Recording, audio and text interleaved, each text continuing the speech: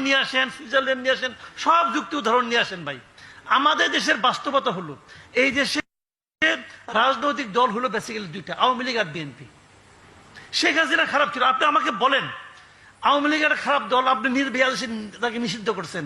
নির্বাহী আদেশ আপনি দিতেই পারেন, নির্বাহী আদেশটা কে সই করছে? আপনি কে ভাই? আপনার কি গ্রহণযোগ্যতা ছিল আমাকে আপনি বলেন। আপনার কি অতীত, আপনার কি বর্তমান? ওই যে আপনার আমল নামা নিয়ে তো এক সচিব, সাবেক সচিব তো বসে আছে, সে তো বলতেছে 8টার নাম আছে, ওই 8টার মধ্যে তো আপনিও আছেন। প্রশ্নটা হলো এটা যদি আইনগত ভাবে আদালতের মাধ্যমে হয়তো হোক, তারপরে আপনি করেন।